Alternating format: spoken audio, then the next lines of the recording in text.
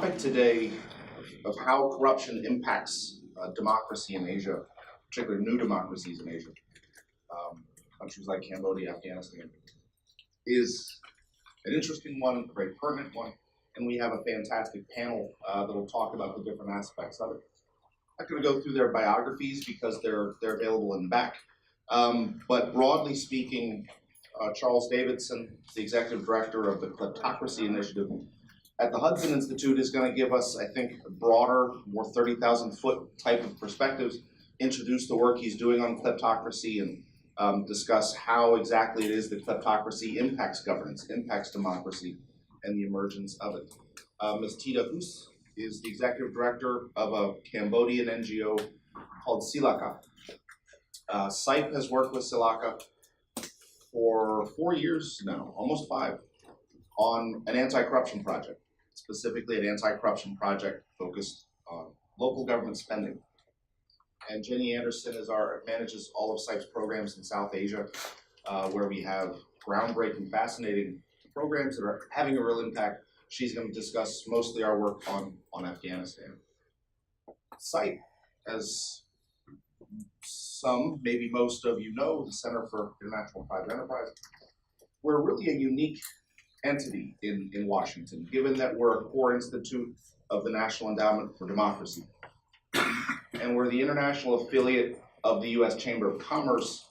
CIPE sits at the intersection between democracy support and economic development. Again, so we have a unique perspective. And we place such a high strategic priority on anti-corruption work because corruption sits at the intersection between democratic development and economic development.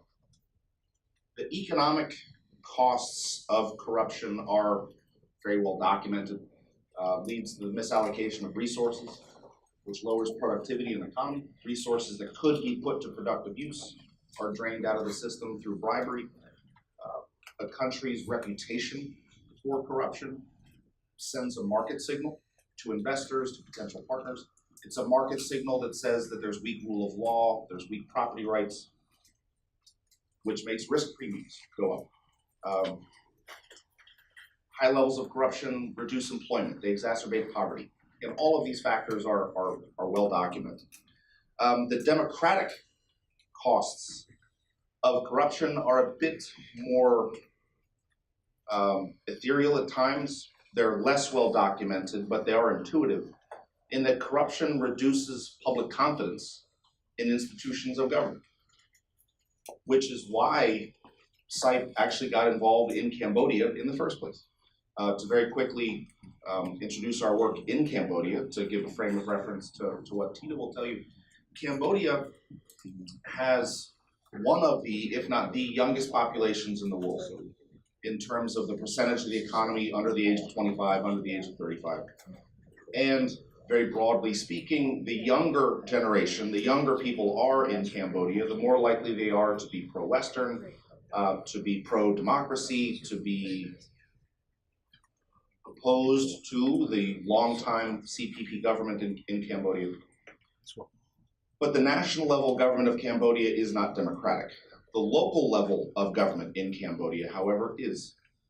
About 10 years ago, 10, 12 years ago, local levels of government became elected in Cambodia. Communes, provinces, communes, effectively the county. But these local levels of government hadn't really even existed before. They literally barely existed on paper. But now with the decentralization effort, these local governments that 10, 12 years ago didn't exist are now being charged with increased role in public administration.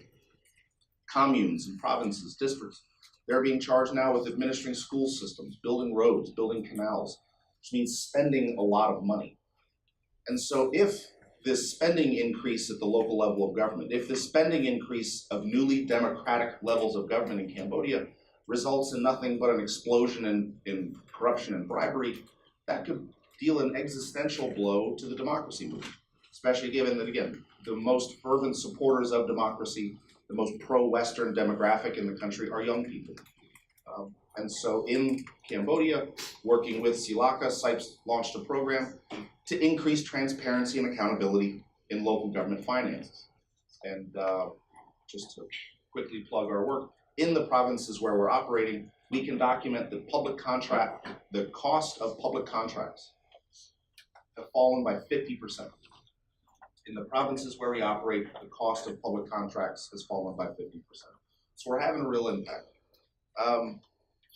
But Cambodia and many other countries, corruption is often viewed as a perversion of the system. It's a deviation away from the system. But in some countries, Cambodia, Russia, and others, corruption and bribery is the lifeblood of the system. It's not a distortion, it is the system, which has led to a growing field of research led by Charles Davidson, again, Executive Director of the Kleptocracy Institute, the Kleptocracy Initiative at the Hudson Institute,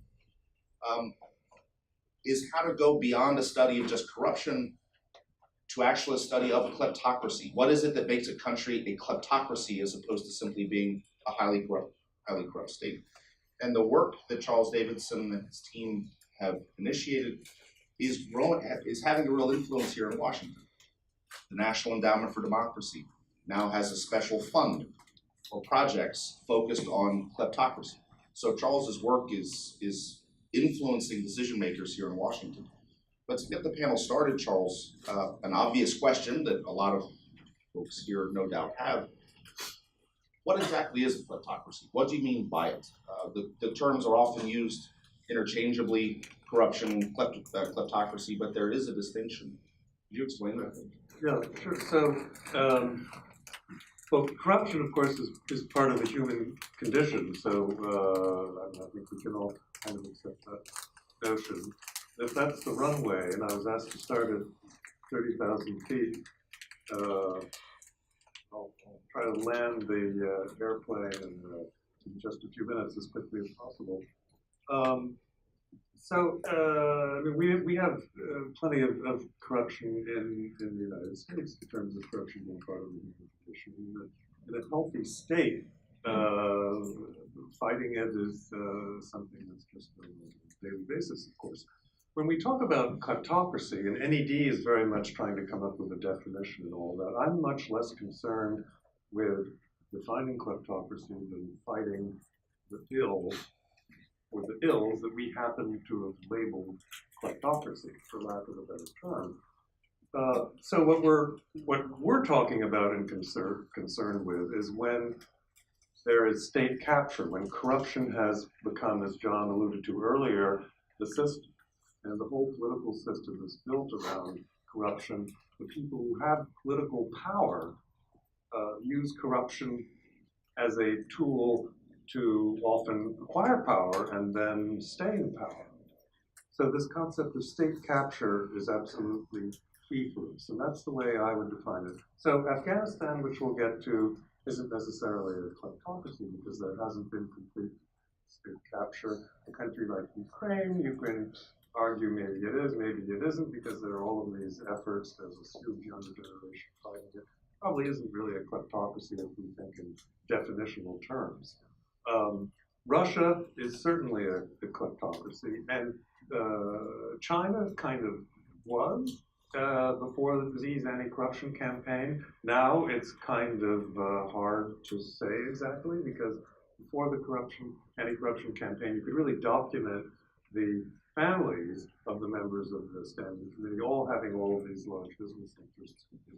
So state capture is the thing we should really be concerned about, and for CIPE's work, it seems to me, or where we're doing work abroad, we should be trying to avoid state capture in countries that are corrupt, becoming more corrupt while we're fighting that. That should kind of be our target, is that not happen. Then there's a very important issue with kleptocracy right now, which is authoritarianism. And in fact, NED was concerned about the growth of authoritarianism when I pointed out to them that all the authoritarian regimes that they were concerned about are kleptocracies, that kind of clip. So this isn't a definitional issue, it's just practical situation we face now, and we could wait 10 years for political scientists to kick it around in conferences and all that, or we can just sort of recognize that, well, this is a reality right now, and there should be awakening of practical responses. And as far as our work goes, what we're trying to alert people to is this growth of autocracy. In a sense, is really the thing that should worry us the most. These autocracies are kleptocracies, and the most important part of this, and this is not definitional, but we use it as a definitional element, is that these kleptocracies are all structured in a certain business model whereby the kleptocrats are keeping a lot of the money they're stealing, a lot of the assets they're stealing in the West, in the Western financial system, or financial systems ultimately controlled by the West. So we are part of that system in a very nefarious way, and we are also incentivizing the kleptocracy and the corruption around the world. And there's just no way around it. We have to confront our enabling role in this. And I would include that element in the definition of kleptocracy. It's provision of the punch bowl by the West, because it's always present. So if you define kleptocracy and you leave that out, you're leaving out probably the most important area where we have real policy leverage if we choose to use it. That's all I have to say. You mentioned the intersection, the overlap between kleptocracy and autocracy. Cambodia, in some respects, is a case study of exactly that. In Cambodia, one of the things that we learned early on was how it was hard to pursue an anti-corruption campaign that's built on civic engagement. It's hard to do that when people viewed government the way people in Cambodia often view it.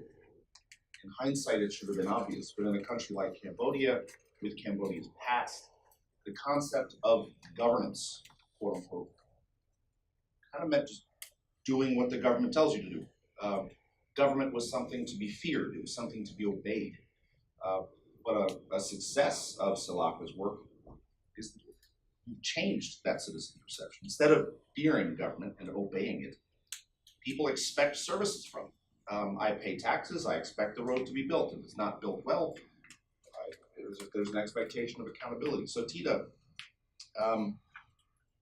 how has SILAKA accomplished this? I mean, how did SILAKA get citizens involved in an initiative like this, in monitoring local government finances, monitoring local procurement with the intention of reducing corruption? It's all built on civic engagement. How did SILAKA go about getting citizens engaged and mobilized in something like that? Thank you, John. Like you said, the model of Cambodian viewing government is just like their parents. So you're supposed to be obeying your parents and listening, and you don't change your parents every 5 years. Yeah? That's the culture. However, thing has been changed in the overall picture, because we have an election every 5 years. And what we have been doing is work at the commune level, which is the administration at the lowest level. And we have built citizen involvement and education, mass education, on targeted commune and district. And we also work with the administration at the local level in building them their involvement. We have policy on bidding contracts, on procurement, on things like that. We have policy, but implementing those policies has been an uphill battle for countries such as Cambodia, which is new.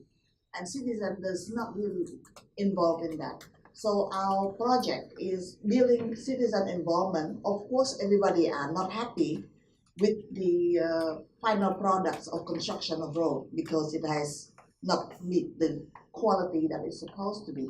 So that's where we started, by telling them, educating them that the project and the road, you are the one who will be receiving However, if you are not monitoring and getting involved in the governance, you will be end up with the bad products. So we have used the concept of good governance to train people on the concept, and we do this not just with the citizen, but we also do with civil society and also with government as well. So this is the foundation and the principle where we get people together to work and form a coalition to monitor the actual procurement of contracts of products that the commune is supposed to be getting from the government. And by doing these things, there were areas that are not going as well to what the policy is. So then the committee document this, and then they will go into the dialogue with the government, and by exposing this what do you call it, thing that are false, not following the policy. So yeah, corrupt. Yes. So by getting the people involved, by getting them to monitor, by getting them to talk and dialogue, is transparent. So the government also has no choice. There are also government in the provincial office who also wants to have a good system as well. So, and we are not doing anything that are out of the law. It is in the law. The law is there, the law is decent. However, implementation of the law is not there. So this project has helped bring the different stakeholders to come together to educate ourselves, to educate them into the system, and to actually monitor and to communicate with the stakeholders on things that are irregular. And so thing had changed itself. So they got rid of bad tenders. Tendering has come lower because there are more competition. And also the citizens are more involved because our project only do for tendering of project. However, we are not monitoring the implementation of project. But the citizen monitor the implementation of project. The tenders start doing inauguration of project when it starts, where they're supposed to be telling the people what the project's supposed to be. And then the people understand it and they monitor it.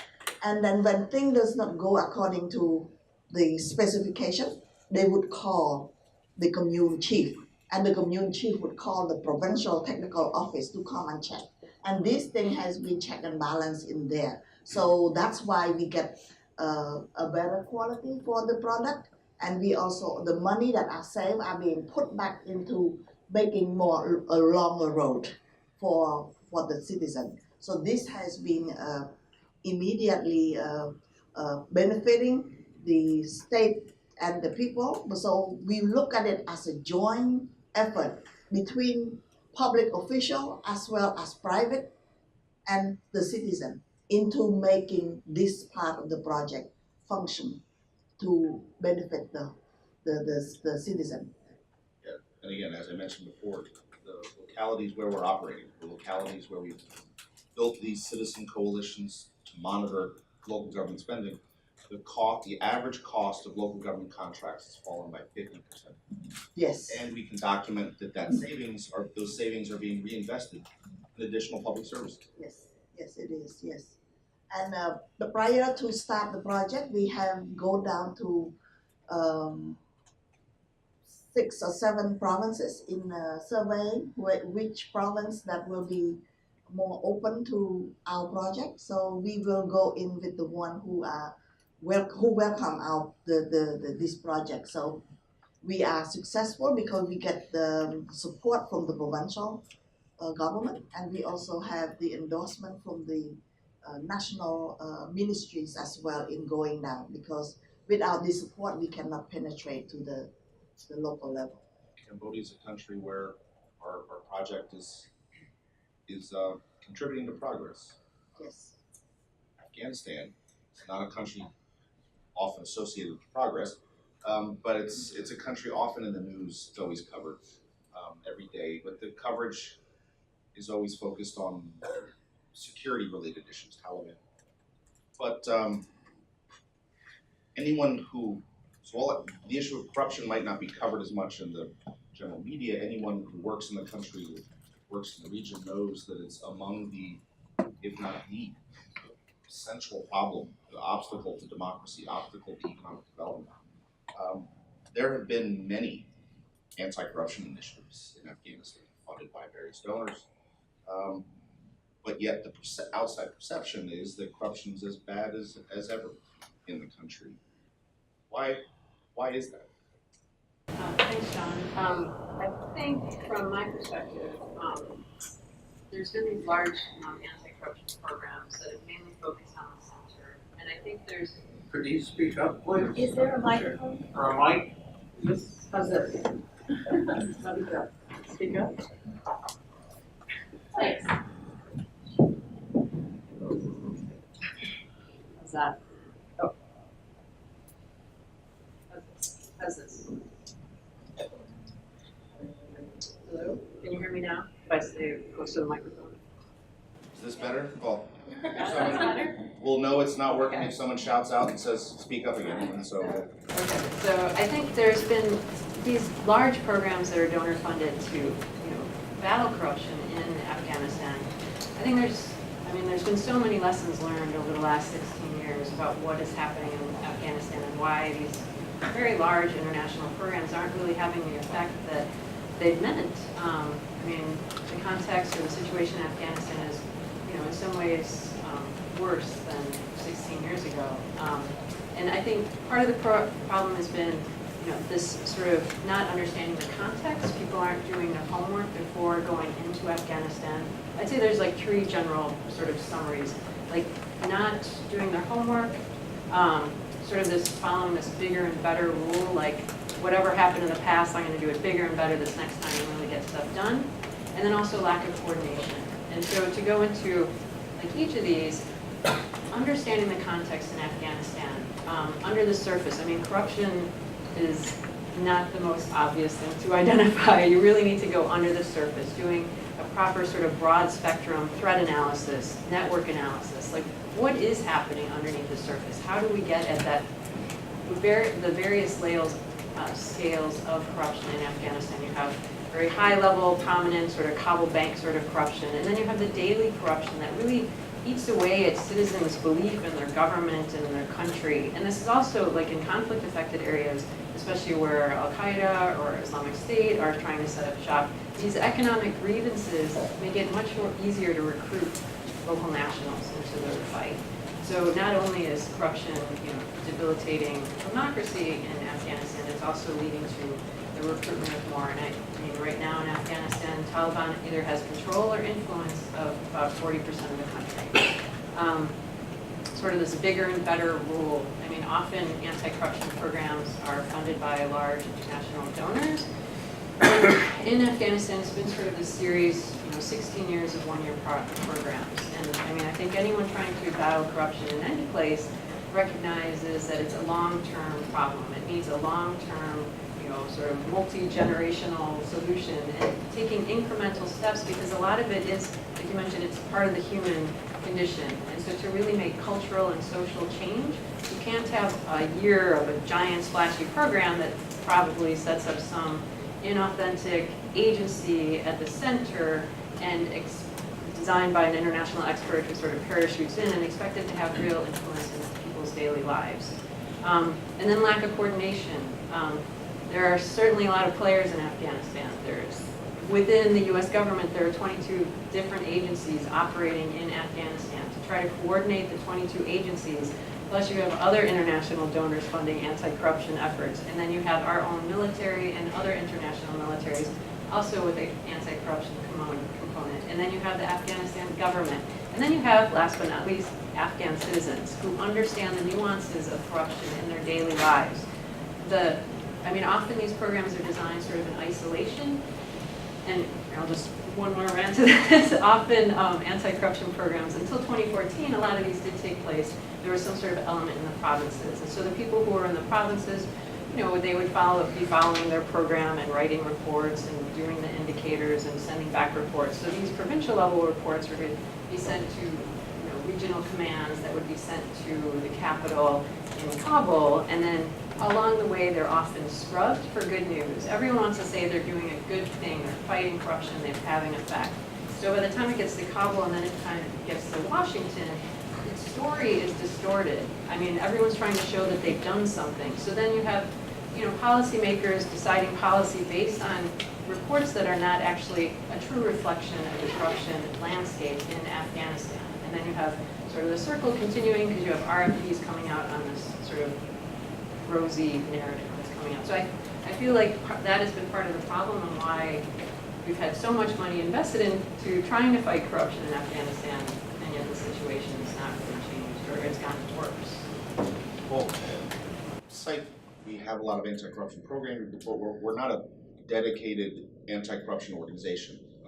And so in Afghanistan, why is it that the voice of business matters? Aren't the economic problems well known? Security, fighting corruption, supporting SMEs. What unique role can the business community play in Afghanistan? Yeah, so our program, I don't plug our program so much, but our program in Afghanistan is not a specific anti-corruption program.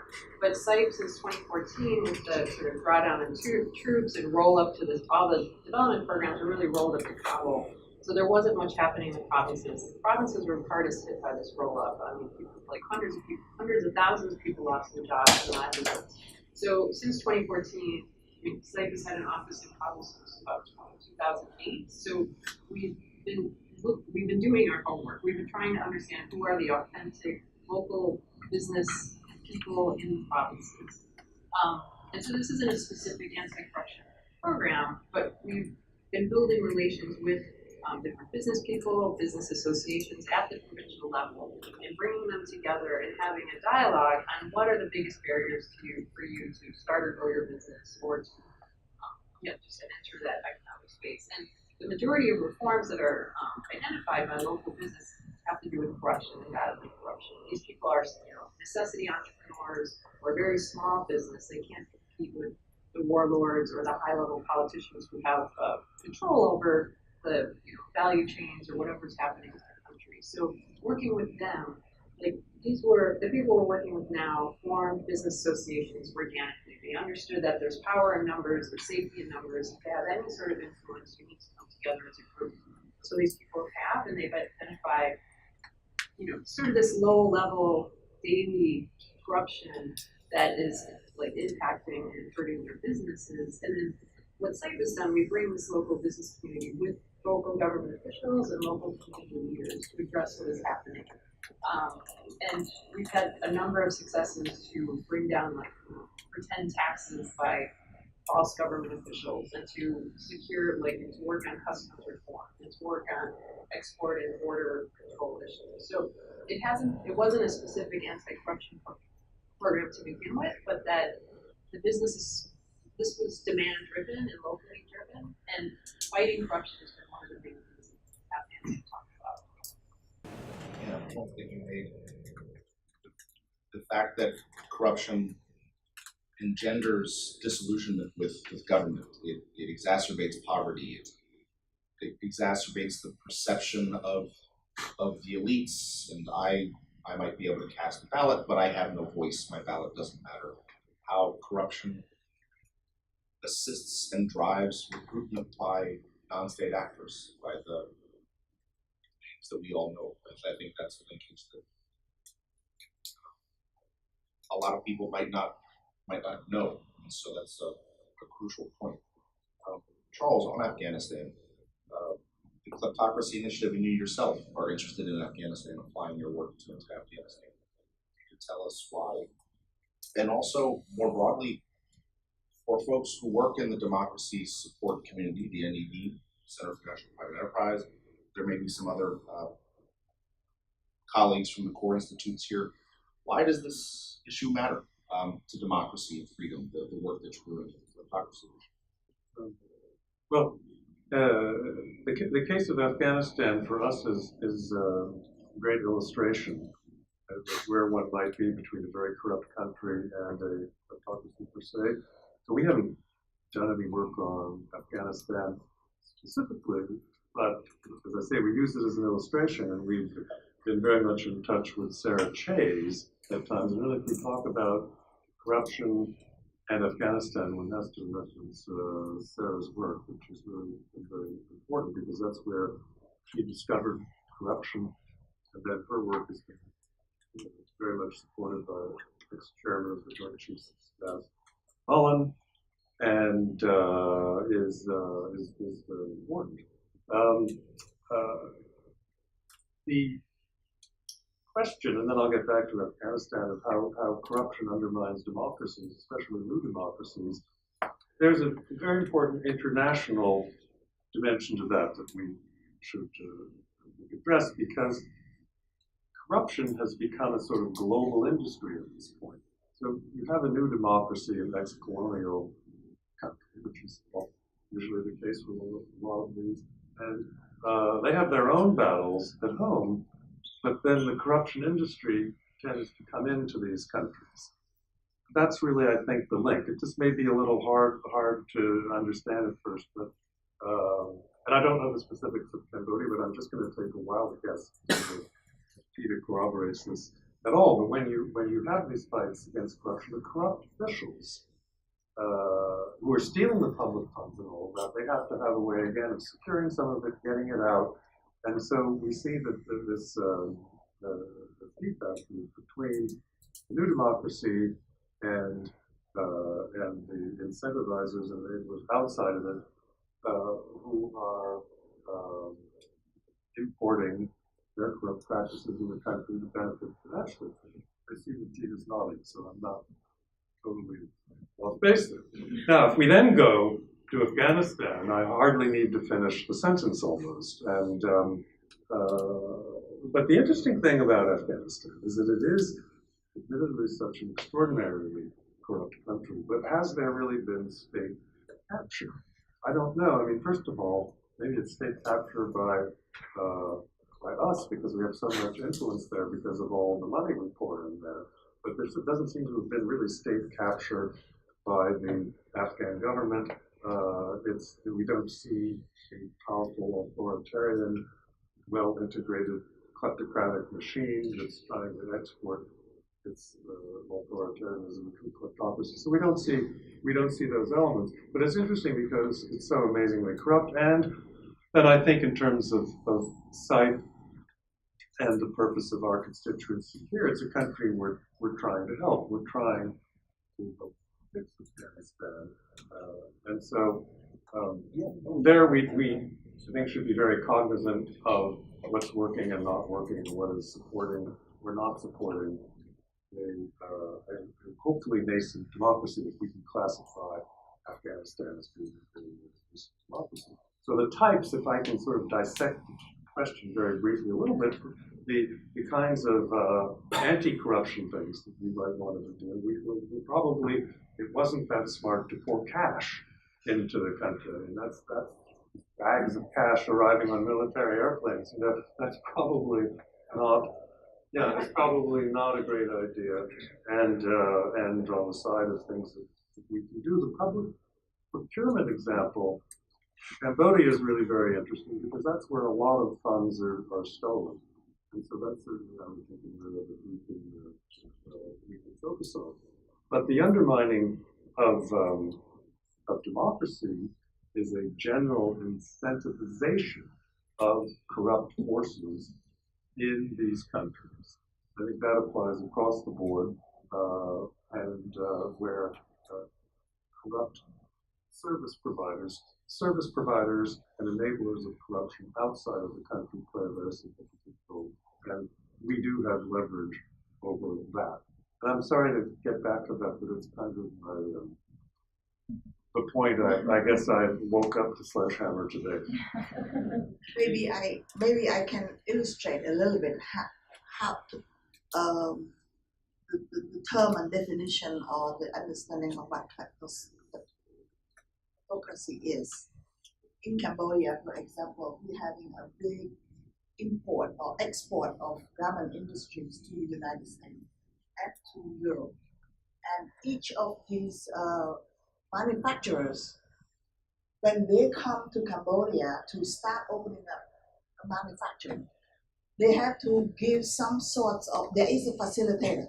There are people who facilitate this opening up of business, and they have to give out a portion, a share, to the ruling party where they can distribute to the people so they can keep the people quiet, because the ruling party had to also keep the members of the members happy also. And also there are corruption all the places. So people, when they have to export things, making it very difficult. So the cost of corruption is equal to is 100% equal to the salaries if you add it all together to the garment worker. So when the garment worker demand a higher increase of their salary, is a big challenge. However, I think this is the only way, because then it put this system to the government to have to think how are they going to deal with this, because we have about almost 700,000 garment workers in the garment industries in Cambodia. So the challenge is how are you going to increase the salary of these workers and make the people who are doing business having a benefit? You know, do you see what I'm talking about? So it's very challenging for the government. So they try to put this negotiation down. So the movement of the garment workers is very important for them to negotiate. So the right to association, the right to speak up, the right to negotiate, you know, as a group is very important. So because of the democracy, we have election every 5 years, so the opposition put out the agenda that the garment workers, if they get elected, they will get $165 a month instead of $95 a month. By doing that, it make it very, you know, it's democracy at work, right? Because the opposition, the ruling party start giving in to some of the increase. So that is as putting some pressure on the garment industries. How are they going to balance this? Because they will have to give out a monthly or a yearly income to the ruling party to share among themselves. So these are the costs that we are seeing. And all of these members are helping in the election period because they will need the money. So they are having a lot more money as compared to the opposition. So the younger generation in Cambodia are very, they want to see something change dramatically. They want to see change because thing has been there for over 3 decades. So this is the reason that thing has been more difficult for the ruling parties, and they start making some concession, yeah? And then using threatening threat to the opposition, threat to the people. If you vote for anybody else beside my party, we will have war. And don't remember, we just came out from the Khmer Rouge 2 decades ago, so you have to be careful, and nobody wants that. But this kind of tactic only works with the older generation who live under the Khmer Rouge. But for the younger generation, their agenda, what they want is different. And so they are the ones who make a difference at this time. Just to give an example to what you just said, you know. Thank you. What are some questions from the audience? Please raise your hand. We'll be handing around microphones. Please introduce yourself before you ask the question. Yes, my name is Joel Edgar. I was a Peace Corps volunteer in Iran, 70-72. I worked for GSA. I was a contracting officer for many years. And in construction contracts, I'm thinking about Cambodia. Do you have a bid bond, a payment bond, a performance bond? Do you use sealed bids, or do you use an RFP? And in the case of Afghanistan, there was an article in the New Yorker on a man by the name of Shadman, who was basically very poor and became a millionaire based on U.S. government largesse through contracting. And of course, in Afghanistan, most of the money is laundered through Dubai. And in the Panama Papers, most of that was European money, not from Afghanistan, I don't believe, or Cambodia. So yeah, when I was in Afghanistan in 71 and 72, the exports were like apricots, dried fruits, caracal, which is the Persian lamb, and Afghan cotton shirts were very popular in Herat. Why is the situation so much better in Nimruz, Farah, and Herat? Is it because the Iranians have put in the electricity there? Yeah, I mean, so I think, oops, I'm not talking. I mean, I think definitely the border, I mean, most of the fighting has been more in the east and the south, and so it's been a little less hard hit by the conflict, and there's maybe less, Taliban in Herat. And then also it's a lot easier to export to Iran. I mean, Afghanistan's relationship with Pakistan is very poor. Pakistan usually shuts the border whenever it feels like it. And often, the same sort of goods are being exported, apricots, nuts, like different fruit and vegetables. And so often, I mean, we hear from our own business associations that we work with, not our own, but the people we work with, that most are in the fruit export business, but by the time they get it to the border in a truck, then Pakistan shuts the border or won't give them a visa, then everything rocks. And so it's a much easier process to export to Iran, a bit friendlier relationship. Concerning the bid in Cambodia, it's not the bond, it's a sealed bid. So it's specification, and people have to submit in a sealed bid. And they had to put in a security deposit, so to make sure that their bid is legitimate. So it's not bond, it's not. Any other questions?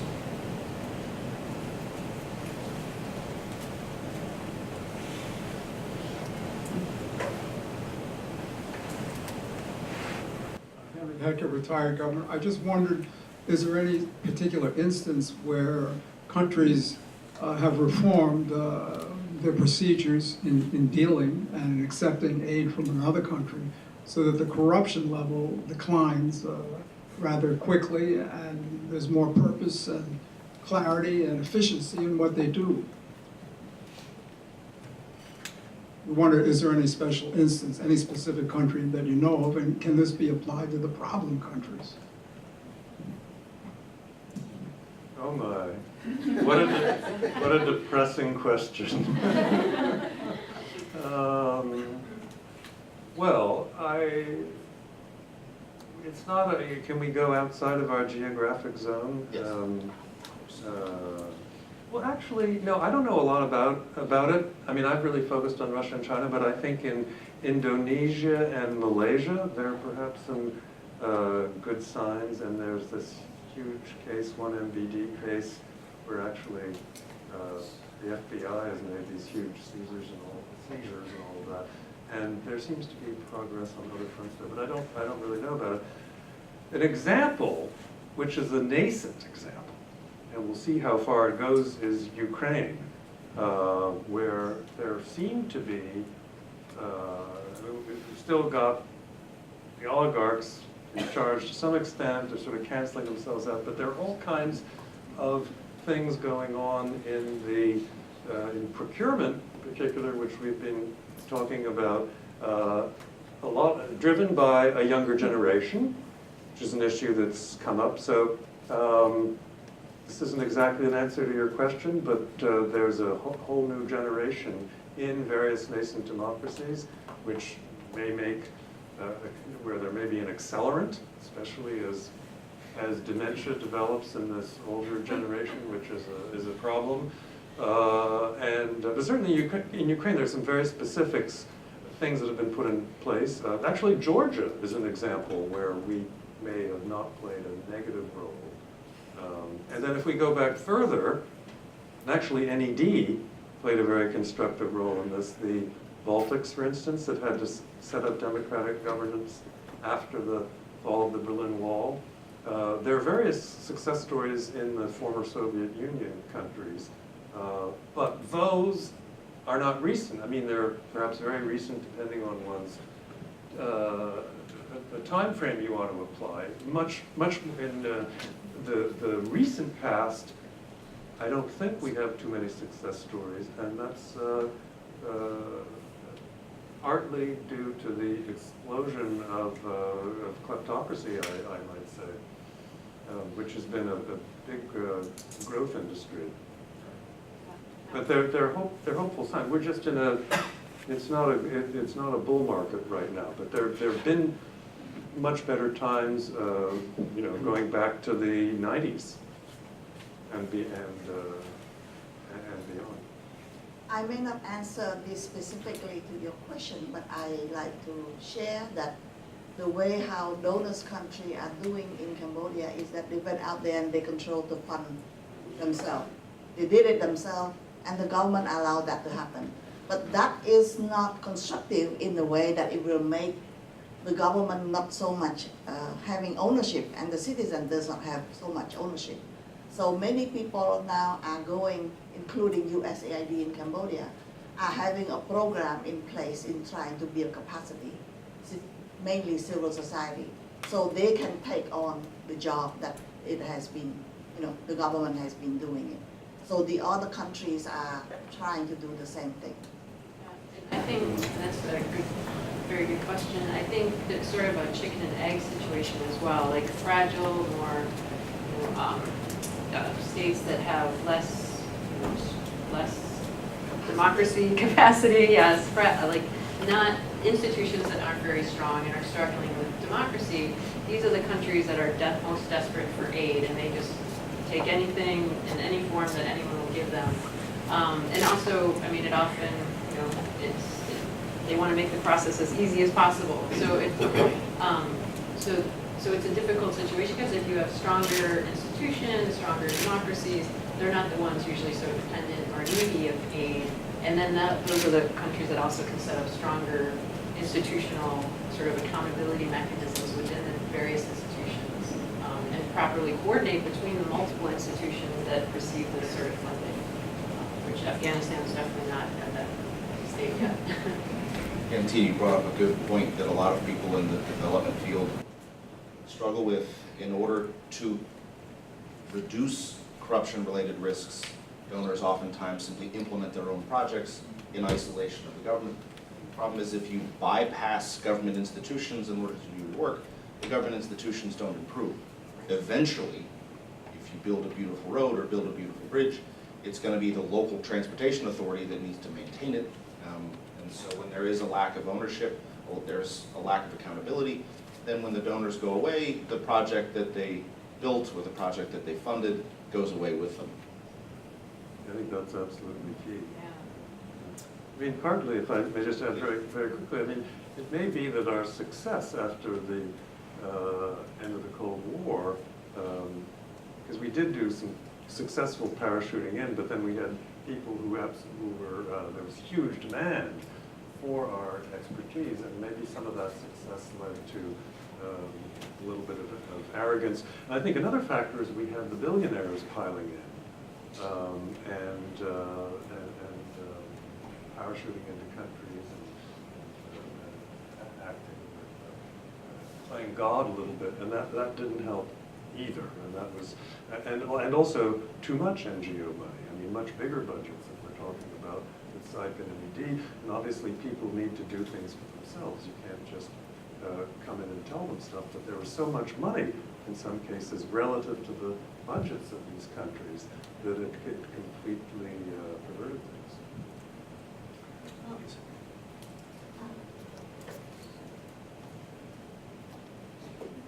Hi, I'm Cherry from Burma, Myanmar.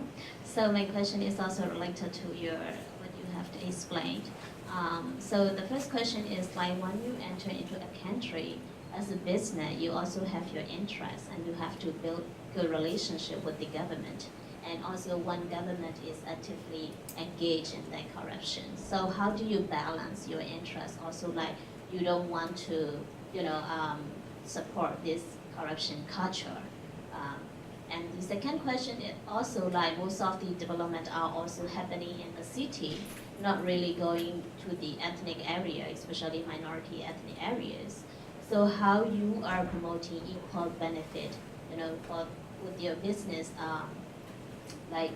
benefiting to all the majority and minority. Well, I mean, just to speak first, I was just in Myanmar a few weeks ago, so it's nice to see you. CIPE doesn't support individual companies. CIPE doesn't advise individual companies. And CIPE programs also don't try to shame companies. Prior to joining CIPE, I worked for a big firm out of Europe that had a massive corruption scandal at the time. And I can say that we were afraid of anti-corruption NGOs because we knew, while well-intentioned, they were trying to make us look bad. And so that their interests and ours weren't aligned as we were cleaning up the mess that the company made. To name names, but having expose articles and stories weren't, no company would view that as a positive. And so we were afraid of anti-corruption NGOs. And in a country like Myanmar, and you see it elsewhere, it's not necessarily fair for outsiders to criticize, especially smaller firms, on doing what they need to do to survive. It's simply not a fair standard. Because the objective of anti-corruption programming isn't to get corruption to zero. There's corruption in Singapore, there's corruption in Finland, there's corruption in the United States. It's simply less disruptive. And corruption also is the result of a cost-benefit analysis like any other human behavior. If engaging in bribery, there's a low probability of getting caught and a high expected return, it's much more likely that a company, a government official, will engage in bribery. If through programs like the procurement monitoring project, where we're not cops, we're not trying to catch people doing anything. We're trying to increase the transparency of the processes of government transactions. Through projects like that, we are increasing the probability that someone gets caught, and we reduce the expected return of bribery. In a country like Myanmar, this isn't a spigot that's going to be turned off suddenly. This is a generational issue, but Myanmar, to the last gentleman's question, I almost brought it up. Myanmar receiving a deluge of donor funding right now. Every international NGO on earth has an office in Yangon. How Myanmar navigates this process, how Myanmar deals with other ancillary problems, such as a brain drain away from government and away from private industry and into donor-funded NGOs. And so Myanmar is going to be a test case that I think a lot of people in this field are looking at for quite some time. Or does anyone else have? Maybe I can bring an example in Cambodia. The Japanese government, prior to bringing their industries to come and invest in Cambodia, they have formed an agency that help facilitate this process and get the anti-corruption unit to collaborate and have these investor companies to sign an agreement with the anti-corruption unit. And if they have any problem, they go to this office that facilitate this process. So it cut down the corruption. So it's also give the investor a lot more, a lot less headache, than the other companies who are coming in without this kind of arrangement. So I see that the Japanese are successful in this area.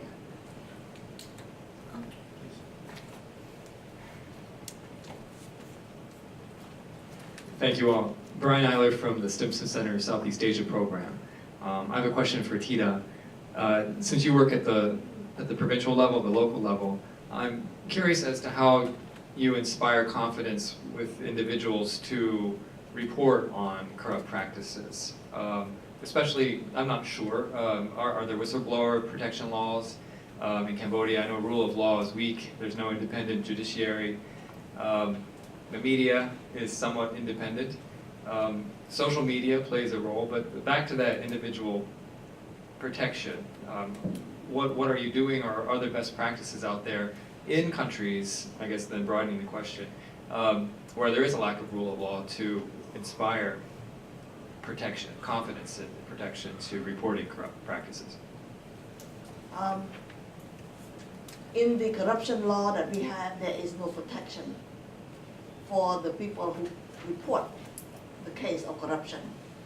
And so this is one of the key problems in the corruption law. So the project that we do, we are not encourage people to stand up and report on corruption. We are bringing the system and process, and they work together, and together they make this system work, because everybody wants to see things transparent and done it according to the process. And the tender has to, because it's a real competition, so the tender has to put in a low amount when they have to tender, because they do not have to go and pay the provincial office more money for them to implement the project. So it is very difficult. So we can see that people who blow up the corruption are mainly doing it anonymously over the Facebook, the media, social media. The corruption agency has put in boxes in around different area, encouraging people to put in report the corruption, but it's not successful. And the commune also having a transparency box, put it out, but it's not successful, because nobody coming and stand up, and that's the problem, you know, because there is no protection, no law for protection, and people do not want to stand up and be accused of libel somebody, you know, because we don't have judiciary. So who will protect them? So that's transparency reporting. Get the people to report is not functionable at the moment.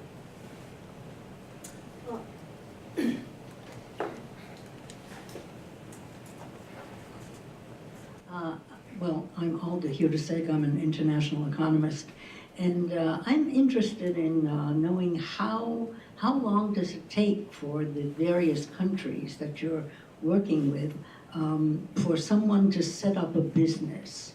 About how many days or how many months would this project finish?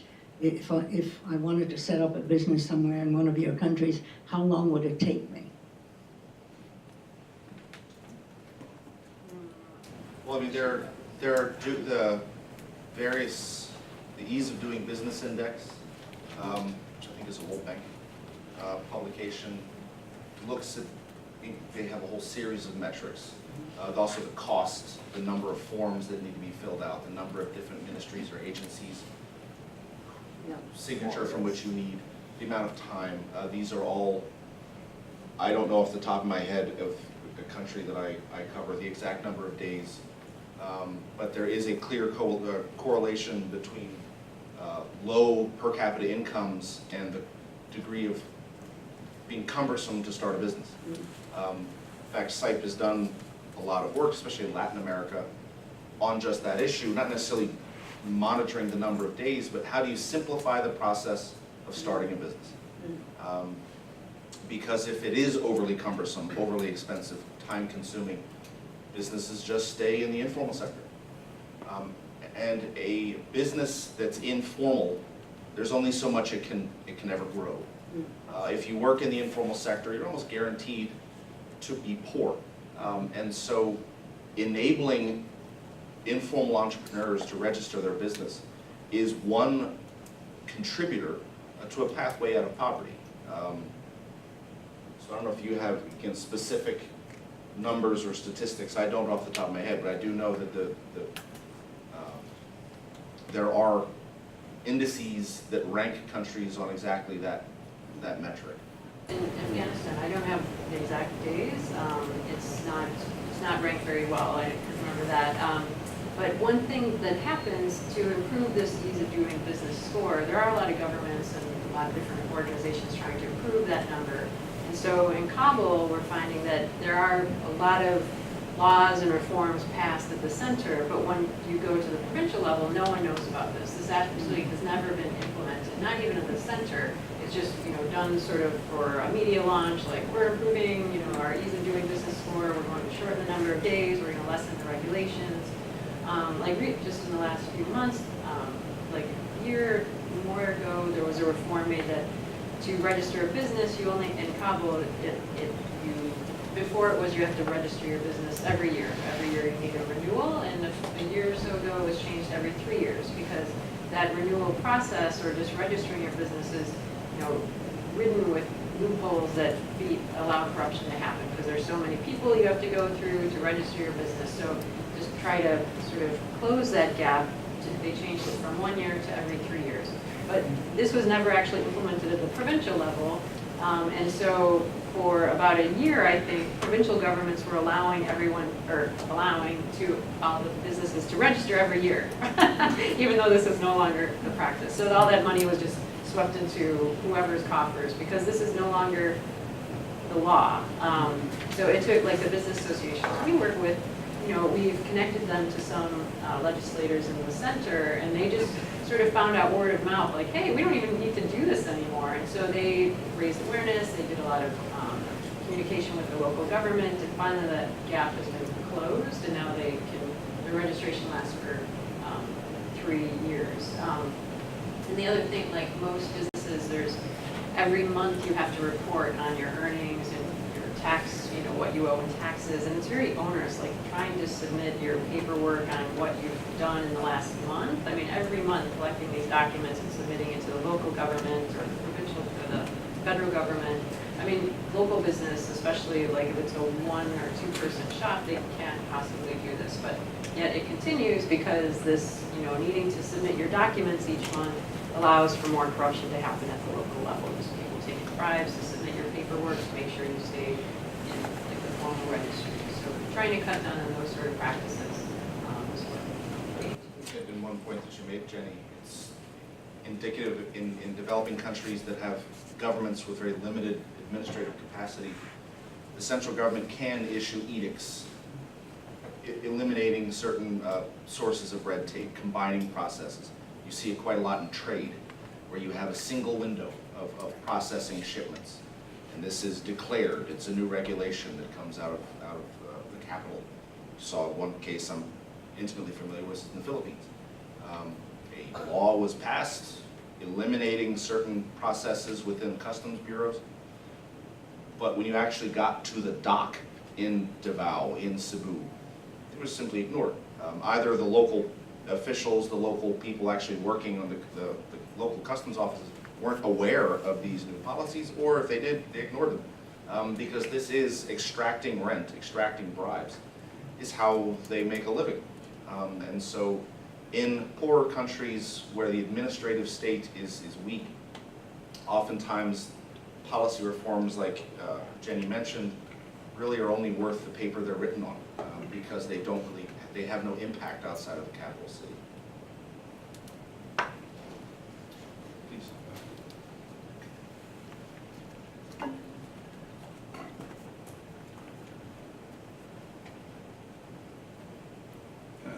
Just to repeat, many countries have agents.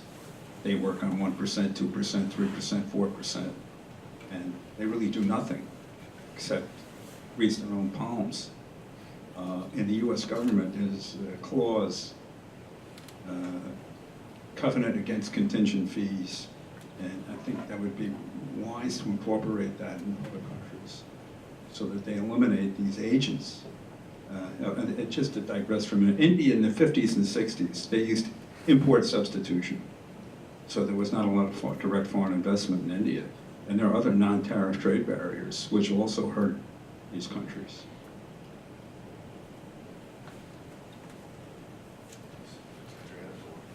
Yeah, my name is Todd Miller. I'm with Chromaway. We're a blockchain company. And I was questioning for the group on, and again, these are developing countries, they have limited resources, but have you seen evolution around transparency using data, open data. That's been some success in this country and so forth. Has there been progress made in places like Cambodia and other places as they've been able to invest in technology and so forth? Yes, the government is trying to facilitate this process of registration.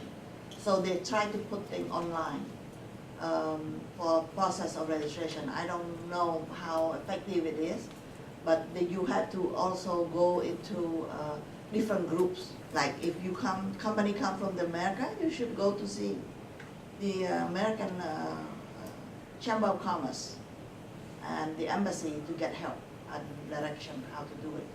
But the information, yes, it is. The data is the Ministry of Commerce, Ministry of Commerce also trying to put out information on the website, and also the Ministry of Finance also try to put out on the website. But this information, that's why there is data available. So when people wanted to research on a certain problem, they can, like the Global Witness has been able to do this research by going to this data and were able to extract the information, put it out on their research results. So it's, yeah, they start doing that. In Afghanistan is pretty low tech, so a lot of advances in technology. But I mean, blockchain and Bitcoin, perhaps this would be some way to lessen corruption. There's been some progress, there's been experiments and some progress on using just like not even smartphones, like the old mobiles, and being able to send money and pay people, like I think the Afghan security forces, most of them are now paid through like mobile payments. Kind of feature phone. Right. So to cut down on the middle, and this has helped. It's cut down on the middle people who somehow intercept the funds along the way and take some sort of commission. I think it was also being tried with teachers, but mainly like police and military. The problem is that often in Afghanistan, like the mobile towers, the security try to secure them, but often that's the main target of the Taliban. So the towers are often hit. As soon as something like that becomes effective, they wipe out the towers, so then no one gets paid, and then it goes back to this middle person, and then months and months of salary comes in like cash or something. So it continues to be tried, and it's definitely, when it works, it cuts down on the corruption, but that the towers aren't often secured continues to be a problem. Yeah, just comment on that. I mean, if we think about it of corruption and democracy, sort of in the bigger context of our subject, technology, it seems to me, is a very, very interesting area. And some of the people who somewhat cleaned up Georgia have talked to me about this. Actually, the former Georgian ambassador to the U.S., Timuri, one of these names ending in Vili, I think that's his last name, was talking to me about that and how we should pay more attention to this in our work at the Kleptocracy Initiative. And I would like to going forward. It just hasn't been so much on just a question of time and resources. So that getting at that whole process aspect of government is a huge opportunity just to put pressure above and really, really everywhere. So I mean, it's a really, really interesting area. And if we think of sort of good governance, if you take the Fukuyama model of institutions, well, institutions are weak in these countries. Rule of law, forget about it. But accountability, that's your kind of, once you push on any of those levers, the accountability lever, it's going to translate into improvements in those other two aspects of good governance. And so I think that's something, I mean, actually in terms of what CIPE does, it seems to me that's an area where there could be a lot to do and where U.S. resources could be deployed effectively more than they're being so now. I think it's huge area, and I hope to, we need to spend more theoretical attention to, I mean, theoretical, that's policy, put a little, mention it in our own policy work more. I think it's kind of a no-brainer when you think about it. The CIPE trade team here, I don't know if there's anyone from that team here today, but deals a lot with that exact issue. blockchain work to make sure, hopefully, maybe pass on your business card to one of my colleagues while you're here. Please. Cambodia just started using the bank to pay their salary, civil servant salary. They just started doing it this year. So just think that it is. Wow. Yeah. Yeah, my name is Mike Iroshis, retired government. Just out of curiosity, does Russia or China have any NGOs in Cambodia or Afghanistan? And if they do they have a positive contribution, or are they enhancing corruption? Is that a question or a joke? Curious question. No, there is no NGOs from China or Russia. Only government officials come. In Afghanistan, I mean, so Russia wasn't really playing a large role until recently, when they have now inserted themselves into the space because they feel that the Taliban perhaps could be used as a way to preclude the expansion of Islamic State Khorasan in the region. So Russia is has held a number of summits in Moscow with Pakistan, not including Afghanistan or the U.S., on how to support the Taliban to build up that wall against Islamic State. So the Afghans I've spoken with don't feel that Russia is playing a very positive role in Afghanistan these days. Even though those aren't Russian Not NGOs, Russian. it's the government, it's the Russian government. Yes, not NGOs, it's all government.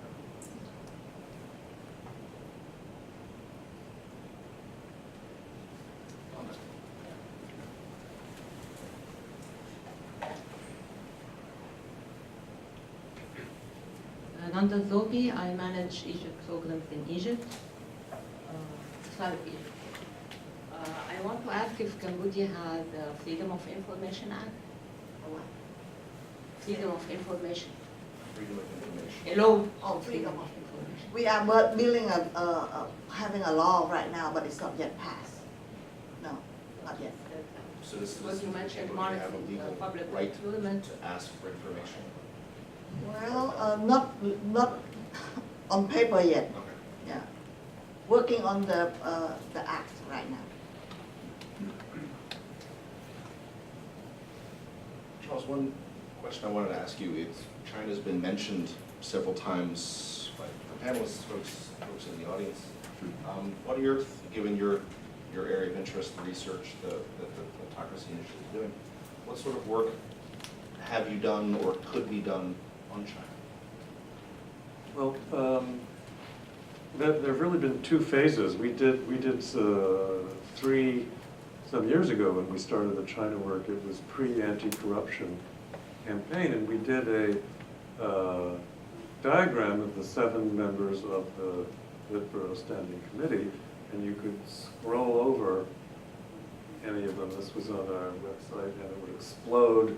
The diagram, a sort of firework-looking diagram of their the princelings, I mean their children, wives, relatives, and various business holdings. And it was easy enough to find that information, surprisingly. And there were a lot of journalists. There was a lot of interest in that, and it didn't seem to us that China was all that different from Russia in a way at that point. Instead of one guy running a mafia state, it was this group of families quite independent and all that. And then there were conflicts that brewed, and the anti-corruption campaign came into place. Now, China remains very corrupt and all that, but as a political model, has it become more of simply an authoritarian state as opposed to a kleptocratic state? That's a question that we can't really answer. But it's the other thing. Something that is clear about China is there is a huge amount of capital flow. So while Xi is tightening things up, it looks as though China is doing well. Everybody's trying to leave. So business people are taking stuff out. To the extent there's a very strong China, maybe a national security threat to the United States, we don't think that's necessarily a bad thing. So we're confused about China. I mean, it's a very different situation politically from Russia and all of that. Certainly, the Chinese government, in all sorts of insidious, perhaps from our perspective, ways, is trying to influence the existence of democracy across the world, because democracy is not in their interests, and as long as we especially push for them to change in terms of this, they're going to be aggressive, although they're not too overtly aggressive. They're going to push back. They're going to have their Confucius institutes. They're going to support various think tanks. They're going to do their best to undermine a competing and to them hostile political system. So we have but it's not quite it's a different kleptocratic model, because let's take Russia, our poster child for kleptocracy. There you have the whole elite integrated into the West with their mansions, their fancy cars being driven around London, without the tinted glass all the time. You can see that it's, you can see the gold chains around the neck, as it were. It's very overt. It's the influence is very overt that they're trying to exert in Europe and here and all of that. And they want to be integrated with us. They want to change us. They want us to. They love us. They think we should just be kleptocratic and corrupt too, and have a similar system, and that we should be the kind of kleptocratic oligarchy that they are. With China, it's a much more subtle game. They're not doing that. You don't have the Chinese elite anymore that's quite as brazen. You did before, but now since the anti-corruption campaign, you talk to middle-class people in China or the middle management. Cut me off if my answer's too long. But the middle people in the middle are not giving each other gifts and paying bribes and everything the way they were. So there's been a real change in mores. Now at the top, exactly what's going on and all of that, it's sort of an evolving situation. Certainly Xi's own family apparently is doing plenty of stuff. But the way he is, I mean, maybe he kind of wants to crack down on that at some point. It's very confusing, I think, as to the direction they're taking. But it's very different, and I would put it in a, if we're going to call it a kleptocracy, I'd have to say we put it in its own, it's unique, it's in its own category right now. Any other questions from the audience? I have time for one or two more. One last question for you then, Jenny, because you've mentioned several times how much of our work, CIPE's work in Afghanistan, revolves around the business community, getting the business community engaged in policymaking. Public-private dialogue is a very trendy term in development circles. Everyone's doing it. It's a very, even the literal meaning of the words is very broad. It can kind of mean anything. So what is it about the public-private dialogue, the business-led dialogue with government that we're supporting in Afghanistan that's making it work?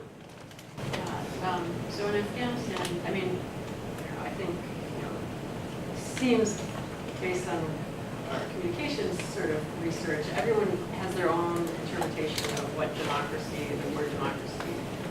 I think from my perspective and from our Afghan colleagues that we work with, it's really about that relationship between citizens and their local government. Like how, and like any relationship, if you don't understand what the other one is talking about or what the other side is doing or why they're doing this, I mean, it's all going to fall apart. So using this, sort of lofty term, public-private dialogue, bringing the authentic, genuine, local business community, and I mean, CIPE spent a lot of time identifying who these groups really are, bringing them together with their local government officials, with the local community leaders, and talking about these issues, and coming to solutions together on how to resolve whatever the issue is. When I mentioned before, there was a reform passed at the center, and people in the provinces have never heard of this.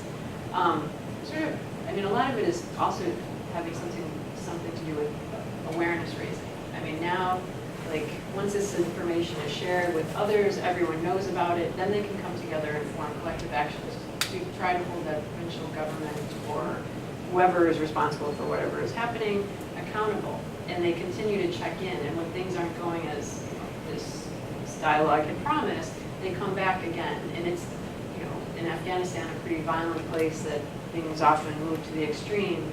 I think just having this sort of discussion and building these relationships and holding the government or the private sector accountable for what they have said would happen, and being able to put like a face onto whatever sort of monolithic agency is responsible for, at least from the perception of the people who are facing the problems, like getting that relationship going. And in Afghanistan, this very low tech, still desperately poor country, really relationship building is all you have. It's not going to be solved through fancy sort of high tech solutions.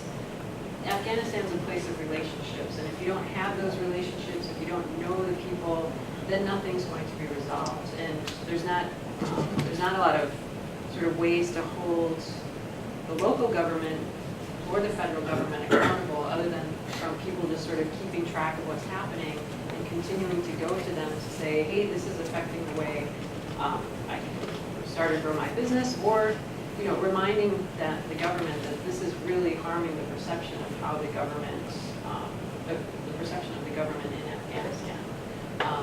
So it seems boring. Oh, you bring people together to talk, but in Afghanistan, that's really the only way to go forward. But it takes the right people. You can't.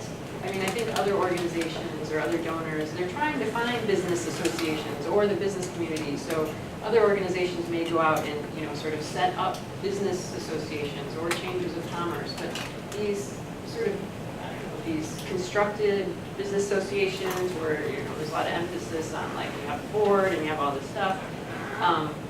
They're not often these sort of associations or organizations end as soon as the program ends, because you didn't start with a group of people who came together out of necessity, out of understanding the landscape and understanding the real necessity of coming together as a collective group.